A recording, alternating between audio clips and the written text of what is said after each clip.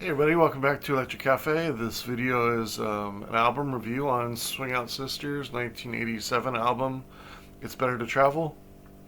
This was their first album, and basically they're a UK band, and they're kind of a mix of, I guess, sort of synth pop, a little bit of dance music, but they also have kind of elements of jazz and just a good balance of electronic music and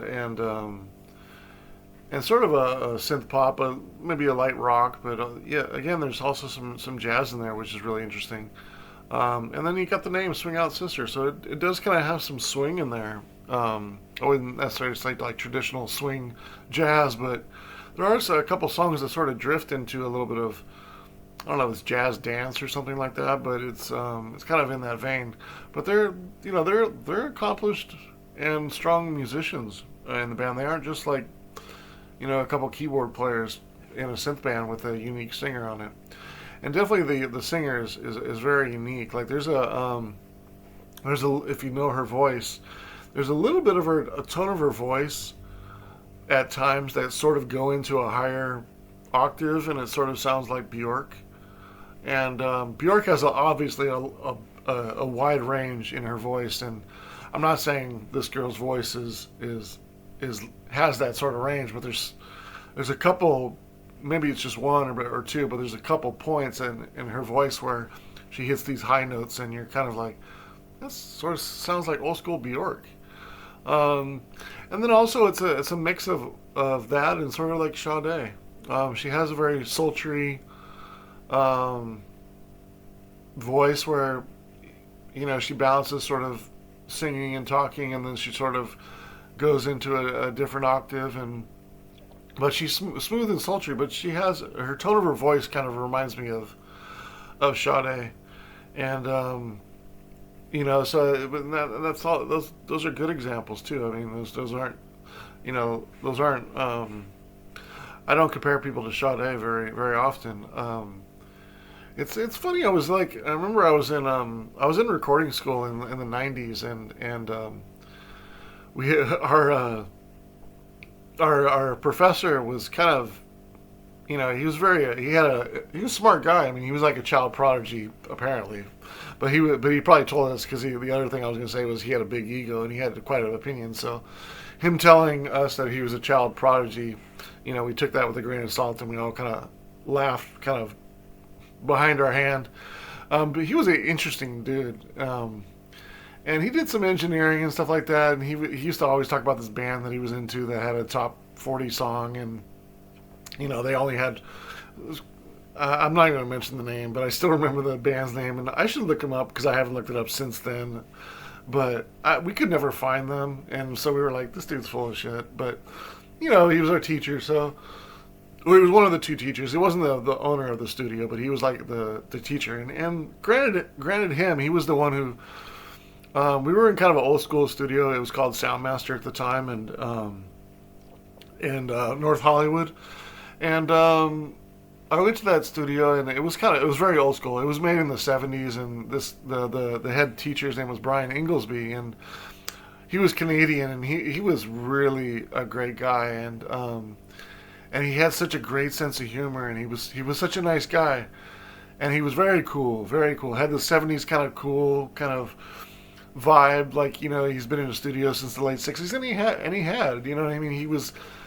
He had done stuff like Jesus Christ Superstar. He had engineered like Elton John, and I can't remember all the plaques that he had on the wall, but there was a lot of plaques on the wall. It's funny, I can't remember anybody but Elton John, but he told his story one time of Elton John giving him a boat just to say thank you for his work on his albums. But he worked on a lot of, I think, Carpenters and Nazareth. I remember that one. Some other bands. But sometime in the early '80s, he switched it into a recording studio, or into a school. And there was one main room, and then sort of a side room, and then later on, probably later '80s. By the time we were there in the '90s, probably early '90s, they built a second room, and it was sort of a post production room, and that was sort of more TV and audio. And So it sort of became like a full audio video institute. And so I went there in '97 and or '96 and met some amazing people, some amazing friends that I still have today. And my stories from those times are just some of the most amazing times that I've ever had in that year, and just the people I met and the things that I did, and going to school, and just the whole experience of meeting, you know, 30 people in my class or 25, whatever it was, and we're all have the same goal of like, being recording engineers, and just meeting, kind of my type of people that were into music and stuff like that. Anyways, long story short, there was one day where he told us to bring in a song, and our project was to edit that song. One thing I will give him credit for, it was a very old school studio, and this guy, kind of against the teacher's want, but he actually brought in Pro Tools and wanted us to learn on Pro Tools. It was if you guys know, it was Pro Tools 3.1, if that dates me in any way. So we were learning on Pro Tools 3.1, 1996, and so our first project on that, our first test or whatever, was to edit a song. So everybody brought in a song and edited it, and then we put it back to a cassette and we took it home, and that was our little gift.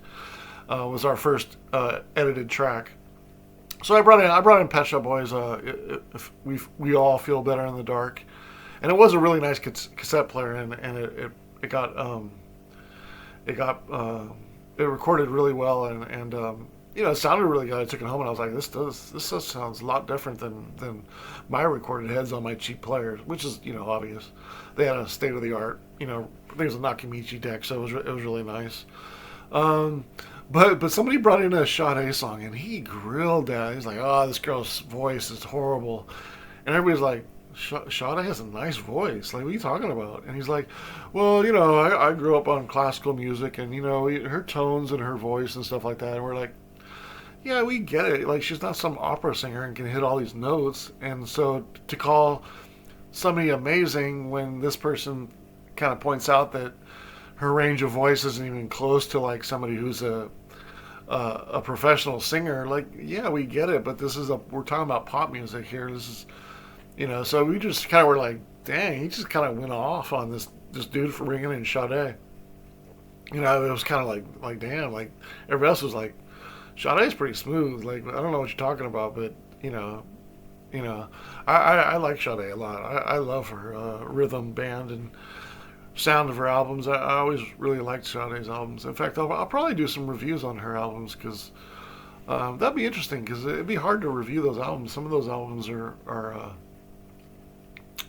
man, there's probably not too many artists that I know as well as her albums outside of electronic and rock music. I don't know, you consider that soul music, or I don't know what you consider just pop music. Sade. But yeah, let's get into this album. Sorry about the little story there, but that's what happens when you drink your coffee and you start talking more. So there's 9 songs on this album. It's really 8 songs, because the last song is like an instrumental. So it might be a little short. I really like the production on this album. Good balance of electronic music, pop, dance, and jazz. She certainly, again, has a unique voice. There's really no bad songs on here that I have under... Well, actually, the instrumental I have at 1.5 stars, because it doesn't really do too much. But of the 8 main stars, I don't have any of them below 2 stars. So they're all solid, good songs. The first song, is the single Breakout, which I have right here. Which, unfortunately, in America, they're sort of considered a one-hit wonder for this song. This song was huge. I think there was an award show. I think they won like Best New Band or Best New Song or something like that.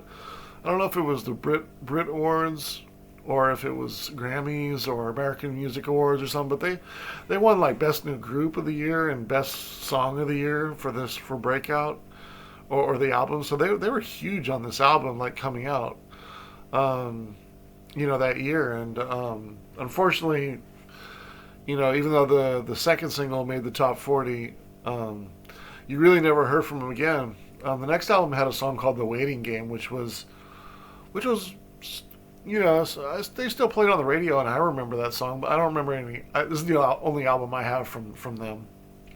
Um, but I would be curious to get the second album. When I was listening to this album, it was just a couple of days ago. You know, I do have this again. I do have a single breakout, which has always been. I always really like that song. It kind of has like one of those guilty pleasure pop songs that are really kind of over the top and a little bit corny, but they're a good song and you sort of like it. This is kind of that guilty pleasure for me. Um, but I really liked Twilight World so much that I was like, I forgot how good this song was, and I remembered it, of course, because it was a single. I don't hear this album a lot, but so I pulled it out, and that's what I do a lot of time. I probably bought this album probably I don't know 10 or 15 years ago, and it's kind of one of those like, okay, I'll buy it, and I file it away, and then it's one of these times I didn't necessarily know I was going to do a channel, but there'll always be one day where I was like, oh, I want to hear something new that I don't really know that well, and I'll pull an album like this. I do that all the time, and it's even more fun to do it now because now I can review it online, which is kind of makes it a little bit more exciting for me to get to hear something that I don't normally haven't heard all the way through and don't know that well, um, except for the popular songs. So I did know Waiting Game off the second album, and then I did know Twilight World, the second single off this album, and I forgot how much I liked it. And then so I went into Discogs, and I saw that they have a 12-inch remix for it, and sure enough, I bought one. So I got that on the way to me. But there's an extended version I'm excited to hear, and Bruce Forrest remixed it, so I immediately bought that. I think I got it for like $6 or something like that. A really nice copy. So I'm excited to hear that when it comes. So again, that's another great thing about like debuting some albums that I don't know. I find a song that I like, and it happened to be a single, and there's some original extended remix on it, and I'm gonna pick that up so I can DJ with that. So that's a win-win for me. Breakout, I give it 4.25 stars. It's kind of like pop brilliance. It's kind of like it is kind of a one-hit wonder because most people don't know the band except for that song, but they are more talented than that stigma is, and this album is a good example of that. I don't think anybody who would buy this album who likes um, synth pop would be upset that they bought this album. I think it's got some really nice moments. It's an enjoyable album overall for sure. Twilight World, I got 3.5 stars. The horns, harmony, melody, the chorus kind of brings it home. I really like the keyboards at 40 seconds in. I really like those keyboards. 3.5 stars. Also, the After Hours, the third track, I really like those keyboards in the first like 90 seconds. Really nice. The last minute or so kind of goes into a jazz kind of swing, sort of segue into the last minute or so. But the first 2.5 minutes I really, really like. It's a little bit more atmospheric on this one. There's some nice tones that the keyboard hits on the layering. It's really nice in the first like 90 seconds. It's really nice. I got the 3 stars. Then it kind of hits a little bit of pocket where there's a couple of okay tracks. I mean, they're good tracks, I should say. Blue Mood, I have 2 stars. Surrender, which was a single, which is solid, but it's not to the level of the other 2 singles. I got 2.25 stars, and then also Fooled by a Smile, 2.25 stars. I think the one surprise that I hadn't heard on this album was the 7th track, Communion. I gave it 3.25 stars. I really like this song as well. Nice melody, the music's really good, bass line. That was kind of the surprise of the album. Song that I never heard was Communion. So excited to sort of find something additional on that on this album that I had never heard. Track number 8, It's Not Enough. Pretty strong track. Vocal, chorus, all really nice. 2 3/4. And then the instrumental at the end. The theme song for the album title, It's Better to Travel. I got 1.5 stars. So, the opportunities on the album, it's 8 songs. One's an instrumental song. The third and the fourth single aren't as good as the first 2 singles. But still solid songs. Overall, I have the album 24 and 3/4 stars divided by 9 songs, so a 2.75. So really strong song rating. And being a 2.75, I feel pretty good about saying that's a 65 out of 100. Kind of a surprising, I wouldn't say surprising album. I would think this was probably around 50, 56 to 62, 63, somewhere in the pretty good to lower of the good album, but it's right in the middle, a little bit higher. Thanks to finding a couple additional tracks. I got it in the middle of good and very good. But really, again, a really enjoyable album. I think the band members are underrated. I think they're pretty tight and cohesive, and they sound well and jam well together. And her voice is really nice in a lot of ways, and it's certainly unique and different. And it's got me excited enough to want to check out their next couple albums, which is a good thing. So I get something out of this review. Hopefully you guys did too. But I think if I had to recommend a song, go check out Twilight World by Swing Out Sister. I think you'll enjoy it. And if you're into like some jazz and stuff like that, or some synth pop, check out After Hours. I think you'll really like that track. The first minute and a half, again, first 2 minutes, I really enjoyed too. And then the track Communion, 3.25 stars. Along with Breakout, those are my top 4 tracks of the 9. But really enjoyable album again, 65 out of 100. All right, thanks so much for watching.